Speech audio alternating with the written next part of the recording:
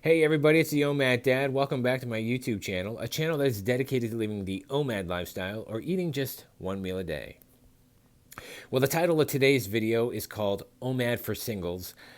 Now, this isn't about me pitching some sort of new dating app or website that's geared towards single people who time restrict eat and do some form of OMAD or intermittent fasting and who are looking for relationships. No, no, no. This is all about and inspired by several comments and emails that I've received from subscribers to this channel about people who are trying to leave and ditch having all of their meals made for them and outsourced from restaurants and other corporations and want to cook their meals at home and eat cleaner and eat a little bit better, but are having trouble navigating some of the stores and wanted some strategies on how they can best do this, mostly because when they go out to the stores, it seems like much of the food that you go and you buy today is in sold in with families in mind, and it's in larger packs, it's in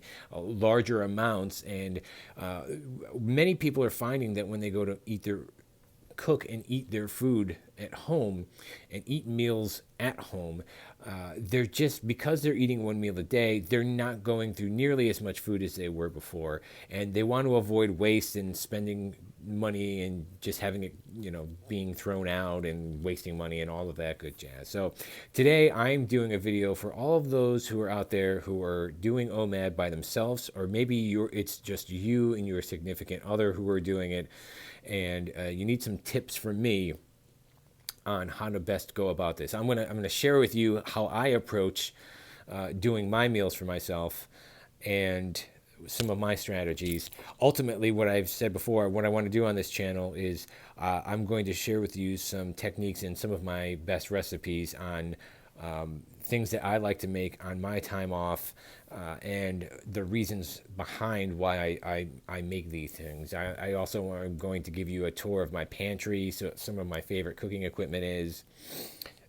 I'm going to let you know what some of my staple items are. These are the items that I buy pretty much every single week, and I make sure I always have on hand. But today I want to give you some advice for those of you who are out there who are doing this by yourself and who are having a little bit difficulty with the larger sizes that many grocery stores and markets have for sale. This is a perfect video for someone like myself to do, because while I practice OMAD and my wife does practice time restricted eating, very similar to what I do. Because of our conflicting work schedules, we only eat together and have our meal for the day together on time off. So during the week, those 5 days that I'm working in the restaurant, I'm pretty much on my own. And yeah, I do make some food for my children, and they eat when they want, but they are 2 and 1 years old, so they're not really eating as often and as much as I am. So you may be out there going through the same thing. You may be married and have a family, and they're eating 3 meals a day or however often they're eating, and you're deciding I only want to eat once. Or maybe you're just by yourself and you're doing this and you're having some success, but you want to try and eat healthier by making your own meals at home, and you want to skip going to the expensive restaurants, skip going to getting prepackaged foods. And I got to tell you, number one, I commend you for doing that. It's so amazing. First of all, you are going to notice that you will definitely save a lot more money. Number two, you're going to feel a lot better. I'll give you a prime example. Whenever I go and order Chinese food, it doesn't matter where I get it from around here, and I get it and I eat little takeaway places, and I eat Chinese food. I always get like almost painfully bloated after I'm eating it. It never really tastes all that fresh. So what I do is I make different versions of this at home. There are a lot of good recipes, a lot of good things that you can find on Google, that you can find on here on YouTube, and I make dishes that are very, very close and taste very similar to what you would get at a takeout restaurant for Chinese, or if it's pizza, if it's pasta or whatever else. However, it definitely tastes fresher, it's lighter, and I don't get that heaviness. I don't get that like bloated, just gassy, won't go away for a day and a half feeling that I normally get when I go and I eat out. And plus, I can, for the amount of money that I would spend, which seems cheap, the amount of money that I would spend getting this takeout food, I could end up for one meal. I could end up making 4 or 5 meals, sometimes even as many as 8 or 9 or 10 meals out of that same amount of money. So your money definitely stretches. But so there are some tips that I'd like to go over, and it really is the same whether you're going to a grocery store chain, farmer's market, your local butcher shop, and it doesn't matter. And number one is this: it's really all about how communication is the key. If you if you'll always find someone who's working there who's some sort of a manager, and maybe if you can even find an owner, they're always going to be somebody there who's passionate and really wants to help you and steer you in the right direction as to what you're looking for. And if you can't find anybody at these places, then you're in the wrong place.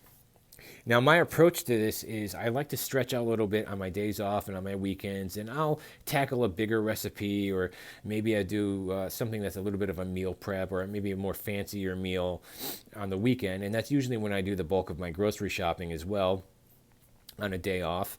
If I do pick anything up during the week, it's usually just a few staple items that I may be out of. I always have to have milk on hand for my kids, and I seem to run out of lettuce a lot. I do like a lot of salads, and my rabbit, I have a pet rabbit, it goes through a lot of lettuce. So there's certain staple items that a few staple items I end up buying during the week. But the majority of the things that I buy for what I'm going to eat for that week, I buy on the weekends.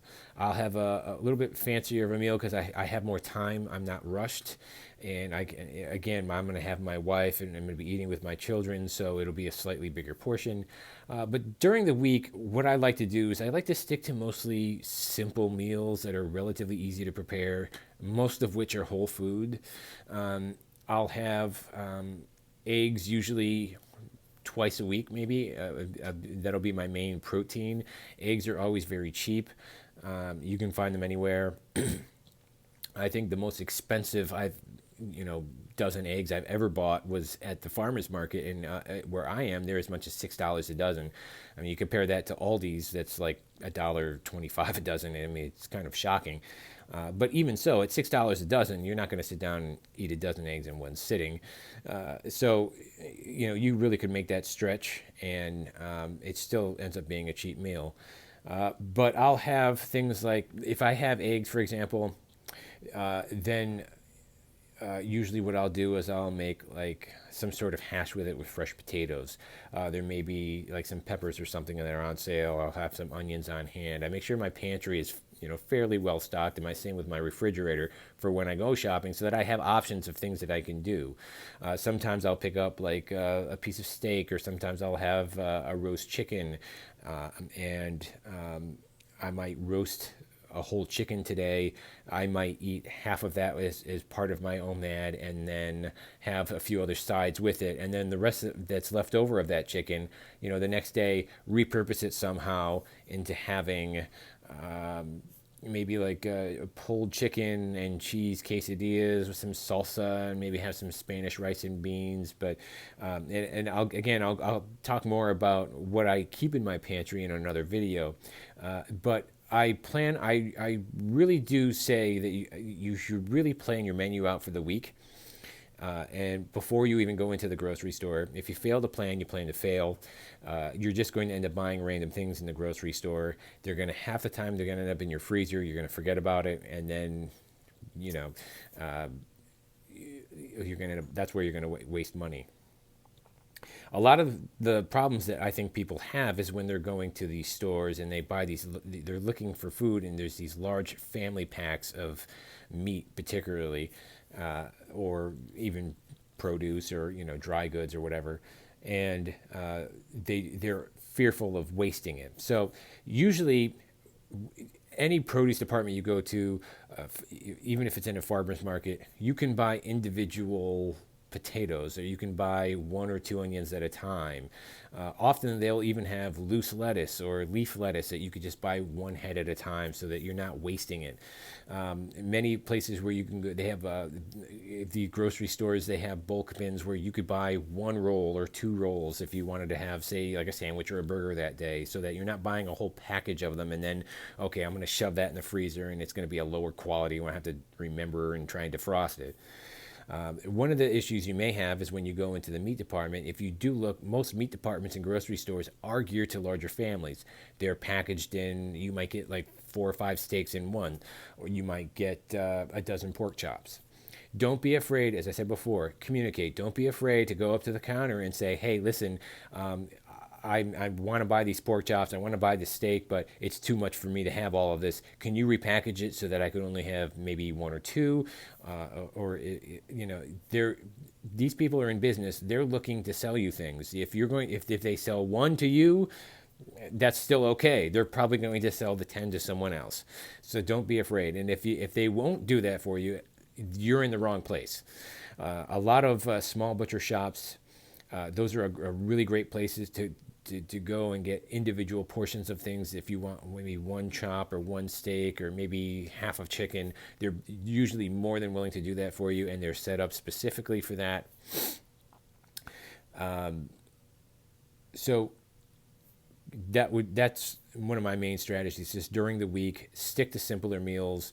Don't be afraid to split some of that up. Also, if you don't have many choices, many options, and you have to buy the larger packs, don't be afraid to split them up. Get some good freezer bags, split them up in different portions, and that's when you best utilize your freezer. And if it's on a really good sale, don't be afraid to do that. As long as you don't get too far ahead in your freezer and you have it so stocked up with stuff that you're turning your kitchen into a warehouse. You want to be able to use whatever you have in your freezer within 6 months, but ideally you should clean it out to nothing pretty much every month. And this way here, everything staying fresh, and you're utilizing all of your finances. You're utilizing all of the food that you have in your house, and you get good rotation.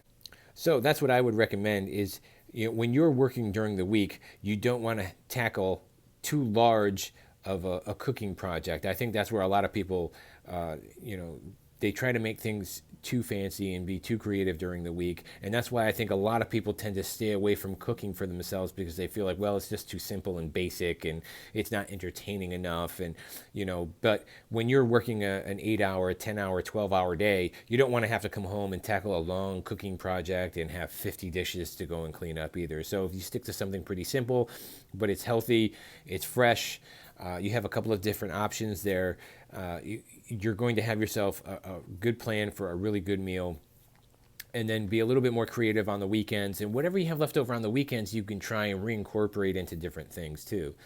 Another thing I like to do is, and I'll be sharing some of these recipes with you in another video, is I'll give you a good example. I just recently went to, I love going to my local farmers market. They do have them in the winter. And I just recently, one of the vendors has a farm where they grow root vegetables, and the first spring dug parsnips of the season became available, and they were beautiful. I got there on a Saturday. They were pulled out of the ground on a Thursday, super fresh. $3 a pound. I bought just 1 pound of parsnips. That's 3 good-sized parsnips, which is not enough to make a meal for anybody. I then used that, cooked it down, and turned it into a filling where I made fresh ravioli. And you can see in this video coming up, this is how much I was able to get out of it.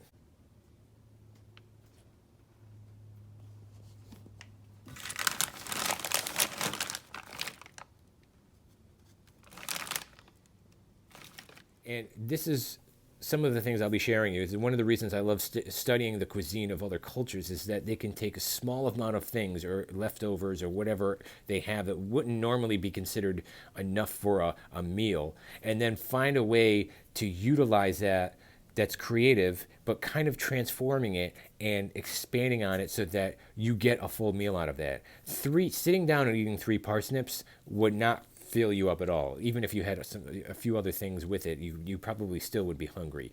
But with the amount of ravioli that you just saw that I made from that, I could feed several people from that. Have maybe a little salad, some bread with it, maybe a little piece of meat on the side, and you'd be so full. In a second, we're going to go to the grocery store, and I'm going to give you a little field trip. I went at night where there wasn't that many people around, which is not the best time to go. You want to go probably ideally first thing in the morning, or by afternoon if you can, when most of the people there who are able to help you. However, I just needed a few staple items at the time, but I shot the video just to give you, a little bit of a tour and some strategies on what I'm looking for and what I see when I go to a grocery store, and how I would approach planning my menu. Okay guys, well, I've started my shopping trip here. I'm at my local grocery store. This is Stop and Shop.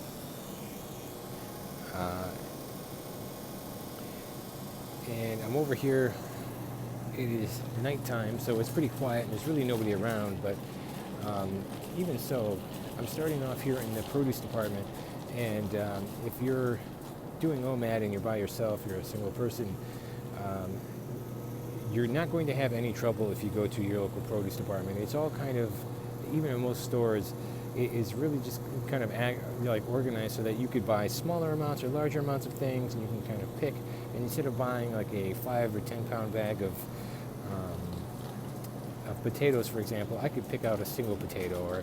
And so this way here, if you're halving a recipe, or if you're just trying to come up with a little something for yourself during the week, then you won't have any problems over here. The real issues here, you pretty much are going to find, I think, or when we get over to the meat department, particularly if you're trying to eat more home-cooked foods, and trying to eat more natural foods. But we'll go over there in a second, and I want to give you a little look as to how my local store is set up.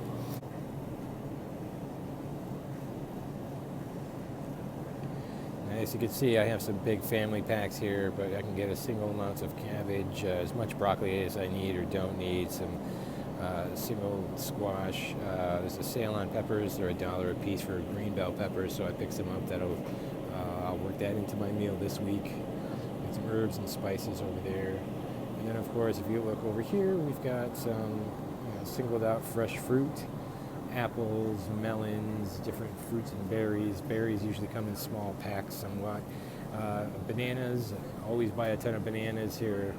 And then, of course, the potatoes and onions and things. And shallots are really good. You don't have to, you could to add a little bit of sweetness and something savory that you're cooking, while not, you don't necessarily need to buy a huge bag of them. But as you can see here, it is, this is the way that when you buy real food and you're in a store like this, the way it's set up, it's quite friendly for those that are doing OMAD and single.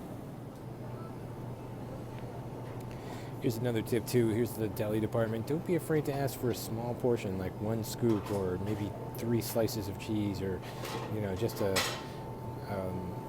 couple of something, just like a couple of hot dogs or something, if that's what you were getting. They're just looking to sell things. They don't care. You don't necessarily need to give them a weight as if you were going to, say, buy a quarter pound of something. You could just tell them, I do this often myself. I plan ahead and I say, okay, well, I know I'm only going to need, say, 5 slices of ham and maybe 3 slices of cheese. They have no problem slicing it to the way you want it. So the deli is also quite OMAD single friendly. I'm here at night, so a lot of these containers are empty, but when they're hustling and bustling during the day and they're all filled, the same logic applies. Okay, next up, we're over in the meat department here, and yes, as you can see, there are a lot of options here that are fairly large, family sized, but then they also have some smaller ones as well. You see like ground beef up top here, smaller packages that you can easily break down. We see over here that they have like single serve steaks, something maybe a little bit larger. As I was saying before, don't be afraid to ask the manager of the butcher department or any of the workers to rewrap something for you, to say, well, I only want 1 or 2 chicken breasts. A really good place will do that for you. They want to sell, they want to, have a good business. Here, most of this is all manageable for those that are looking to have something for a meal for the week. But still, some of the stuff can be broken down into smaller packages and then frozen to use for a later date. Okay, guys, well, that's it for me for tonight. Thank you for joining me on my little shopping trip here. The message I'm trying to get across today is basically communication. Don't be afraid to communicate to some of the people that work in the stores that you go to that you're a single person, that you don't need as much of these items. As I've said before, all of these places that you go to are in their main job in business is to sell things to you. So if you're not interested in buying a big family pack, I've asked them, hey, can you repackage this, especially the butcher department. Can you repackage this for me? Or I could get a smaller amount. They have no problem doing that. If you want a larger amount, they could do that for you as well. If you're not really that handy at, breaking down whole chickens or, cutting different pork chops, or if you get a pork loin, a good butcher shop and a good butcher department will be more than willing to do that for you. I've even gone in some places and I've asked to buy butcher's twine, and they've given me like a spool of butcher's twine so that I could truss chicken at home. I mean, that's how nice a lot of these places are. If they're not nice to you and they're not willing to do that, then you're in the wrong place. Take your business elsewhere. You will especially see this kindness and this passion about about serving the public if you go to a smaller place. If you go to, I went to a large chain place tonight, just to give you guys an example, and I'm sure you guys know what a grocery store looks like, but. If you go to a small locally owned butcher shop, they're going to be more than willing to do custom amounts for you, even if you pay a little bit more. If you get exactly what you need, as opposed to buying a huge amount that you have to shove in your freezer and then you later forget about, then at least you're not having anything going to waste. And so, yeah, you're spending a little bit more money, but you're utilizing everything, as opposed to saying, well, I saved a little bit of cash, but then I threw half of it out.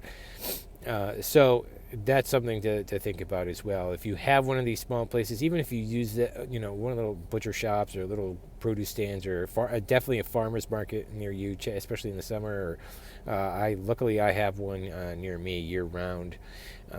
But you want to check these places out. These are people who are always willing to help. These are very passionate people about they're passionate about what they do, and they love food and they love helping people, and they will accommodate you, because that is a common complaint I hear all the time, and that is it's hard for me to just make meals for myself if I'm single, or if I'm by myself and nobody else is really eating an OMAD meal like I am. So some people will then tend to go to fast food places, or they'll eat their food out, and it's not as healthy, and because it can become really expensive. I mean, it's a real myth. As I've said before, it's a real myth that it's just cheaper to outsource it to someone else, like a restaurant or somebody, all of your cooking, or a corporation. It's really not. Go to the grocery store, find a good local market, farmer's market, produce stand, find some people in your neighborhood that sell produce or raise chickens, and get some fresh eggs, farm fresh eggs. Go to a nice local butcher shop. We have a couple towns over for where I am. They're a little bit pricey, but it's all local meat, and it's all butchered in-house, and it's just a beautiful place, and I may even do a video on it one time, but truly... there are a lot of options. You just have to look, and you have to not be afraid to communicate. So that is it for me tonight. I am signing off. I thank you very much. I hope you have a great week, a very happy OMAD, and be well.